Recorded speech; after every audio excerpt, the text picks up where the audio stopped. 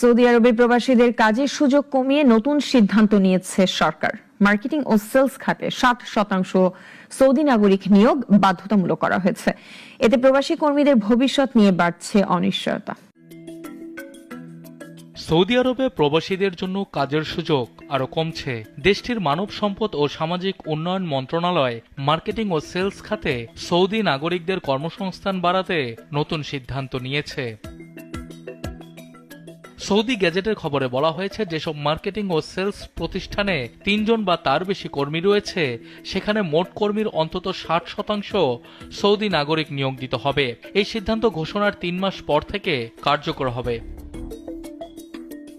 মন্ত্রণালয় জানিয়েছে, এসব সৌদি কর্মীর ন্যূনতম মাসিক বেতন নির্ধারণ করা হয়েছে 5,500 সৌদি রিয়াল। এর ফলে প্রবাসী কর্মীদের জন্য এই খাতে চাকরির সুযোগ উল্লেখযোগ্যভাবে কমে যাবে বলে মনে করছেন বিশ্লেষকরা।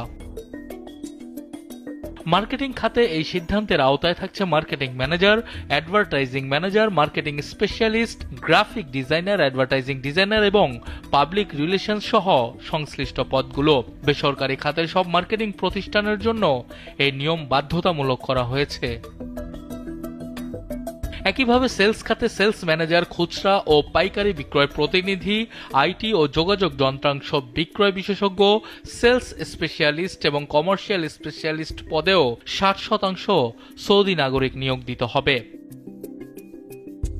সৌদি সরকারের ভাষ্য অনুযায়ী এই উদ্যোগের মাধ্যমে দেশটির শ্রমবাজার আরও আকর্ষণীয় হবে, মানসম্মত কর্মসংস্থানের সুযোগ বাড়বে এবং যোগ্য সৌদি নাগরিকদের জন্য চাকরির স্থায়িত্ব নিশ্চিত করা সম্ভব হবে।